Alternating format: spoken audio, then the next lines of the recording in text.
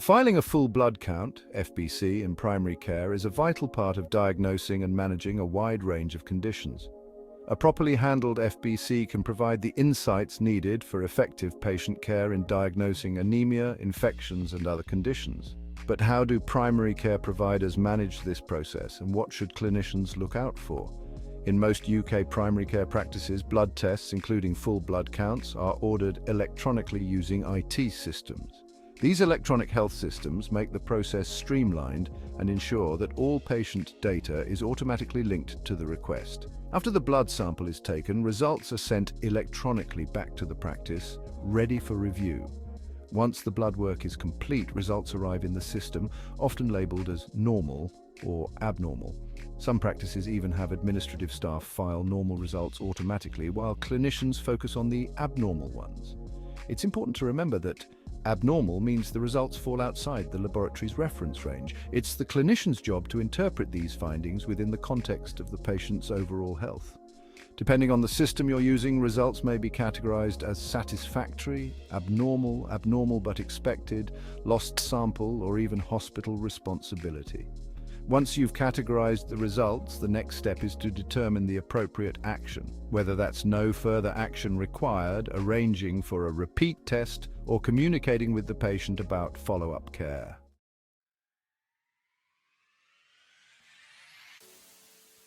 So what exactly does a full blood count measure? A typical FBC includes total white blood cell count, neutrophils, lymphocytes, monocytes, eosinophils, basophils, platelets, hemoglobin, hematocrit or packed cell volume, red cell count, mean corpuscular volume MCV, mean corpuscular hemoglobin, concentration MCHC, and if requested it can also include reticulocytes, the red blood cells, white blood cells and platelets, each with unique roles. Red blood cells signal anemia if low. White blood cells indicate immune response when elevated. Platelets point towards bleeding disorders if their numbers are abnormal. FBC results also show cell size, shape and maturity, which offer clues to the result interpretation.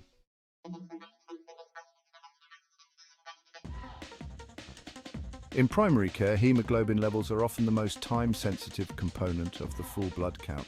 A significant drop in hemoglobin, especially below 70 grams per litre, can signal a medical emergency requiring immediate assessment. In these cases, the patient should be prioritised for urgent same-day evaluation. Anemia is defined as a hemoglobin level that falls 2 standard deviations below the normal range for a person's age and sex. In men over 15, a normal level is 130 grams per litre, while for non-pregnant women it's above 120. For pregnant women, the thresholds are lower, with 110 grams per litre being adequate in the first trimester. Once anemia is identified, it's crucial to classify the type. You can use the MCV and MCHC values to differentiate between normocytic, normochromic anemia, often associated with chronic disease, microcytic hyperchromic anemia, typical of iron deficiency, megaloblastic anemia, often due to vitamin B12 or folic acid deficiency. When anemia is found, additional tests can provide valuable insights. These include ferritin, iron, transferrin saturation, vitamin B12, folic acid, fecal immunochemical testing, FIT, blood film, celiac screen, and even hemoglobin electrophoresis. A few points about iron studies.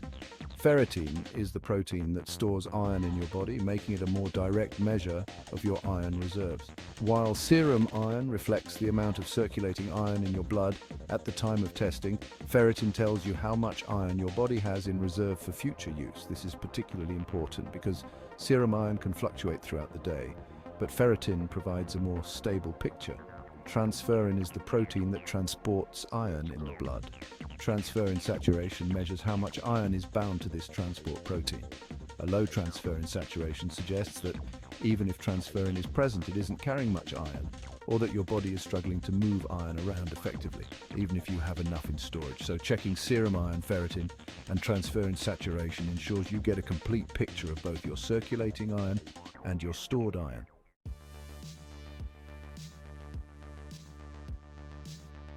For patients with iron deficiency anemia and a fecal immunochemical test, or FIT, showing at least 10 micrograms of hemoglobin per gram of feces, urgent referral using the suspected cancer pathway is required. This could be life-saving, ensuring that potential colorectal cancer is caught early and treated effectively. But colorectal cancer isn't the only concern. All men and postmenopausal women with iron deficiency anemia should be referred to gastroenterology unless there is overt non-gastrointestinal bleeding. Men with hemoglobin levels below 120 grams per litre and postmenopausal women with levels below 100 grams per litre should be investigated more urgently, as lower levels of hemoglobin suggest more serious disease. Additionally, anyone aged 50 and over with marked anemia that hemoglobin less than 70 grams per litre or a significant family history of colorectal cancer should be referred for further tests, even if conditions like coeliac disease are discovered. The same applies to premenopausal women under 50 with a strong family history of gastrointestinal cancer or persistent anemia despite treatment. There are special considerations for women. If a woman has menorrhagia that doesn't respond to medical management or postmenopausal bleeding, she should be referred to gynecology. The degree of urgency depends on age and level of clinical concern. Women over 55 need urgent referral via the gynecology suspected cancer pathway. For women under 55, consider urgent referral within 2 weeks, especially if cancer is suspected. Pregnant women with significant symptoms or severe anemia, hemoglobin below 70 GL, should be referred to obstetrics. This becomes even more critical in advanced gestation or if oral iron treatments fail.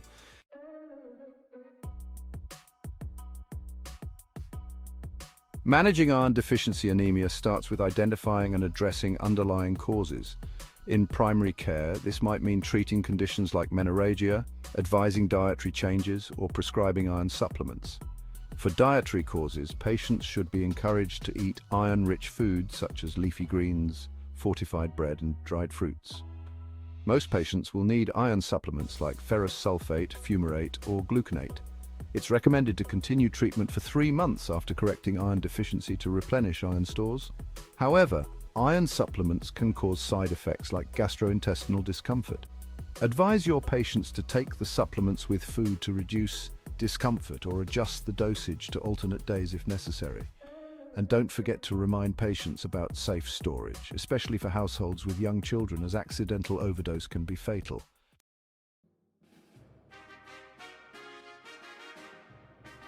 Ensuring accuracy in electronic systems is paramount. Monitoring hemoglobin levels is key. After starting iron treatment, hemoglobin should rise by about 20 grams per litre over the first 3-4 weeks. If there's no improvement, recheck and consider specialist referral. Once normal levels are restored, continue iron treatment for 3 months to replenish stores and periodically monitor the patient's full blood count. This helps prevent recurrence and keeps anemia under control.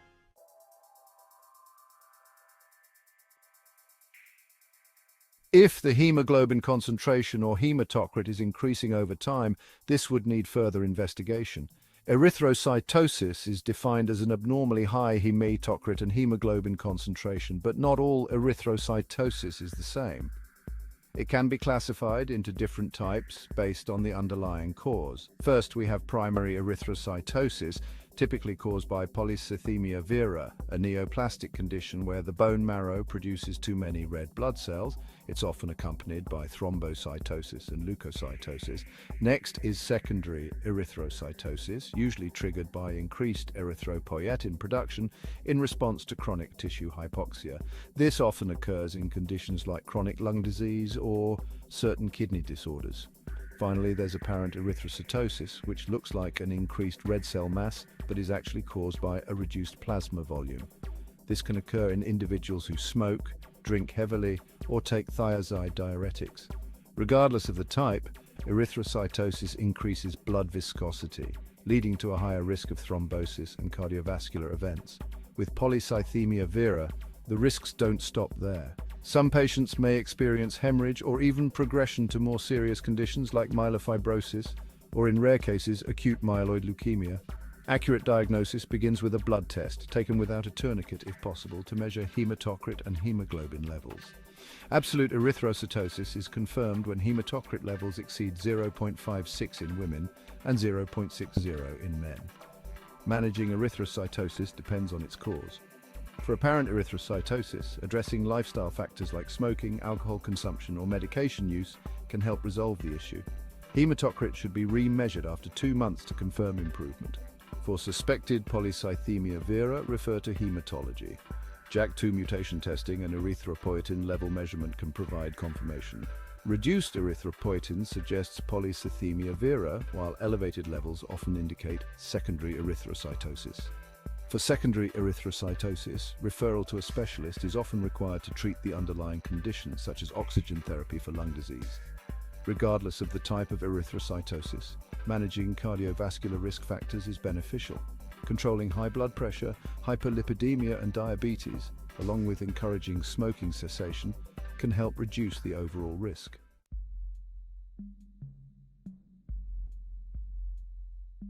White cell counts are rarely a cause for immediate concern. However, if you notice a progressive increase, this could signal something more serious, such as infection, sepsis, leukemia, lymphoma, or myeloma. It's important to consider the clinical context. White cell counts may stay just above the upper limit of normal in certain conditions, such as obesity, smoking, chronic inflammation, allergies, pregnancy, chronic wounds or ulcers, myeloproliferative diseases. Certain medications like corticosteroids, lithium, aspirin, allopurinol, quinine can also affect white blood cell counts. If the white cell count is low, consider repeating the test within 1 to 2 weeks. For oncology patients, an urgent same-day review may be necessary, as a progressive decline could suggest ongoing immunosuppression following chemotherapy.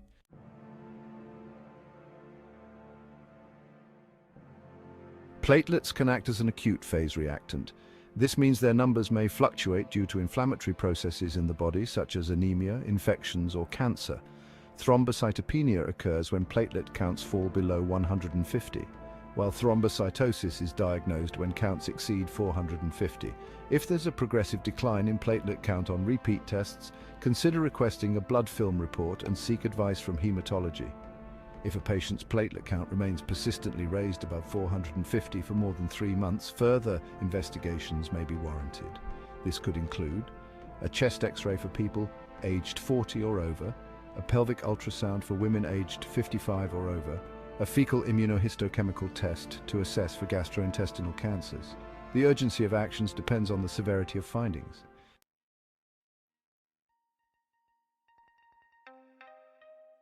In primary care, we typically don't investigate basophils or eosinophils unless it's specifically requested by a specialist. However, these counts can still be relevant in cases of allergic reactions or parasitic infections.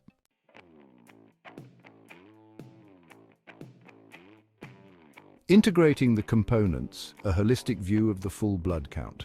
Remember to provide relevant clinical information when ordering a full blood count test on the IT system, as the true power of the test lies in how it is integrated with the reason for the request.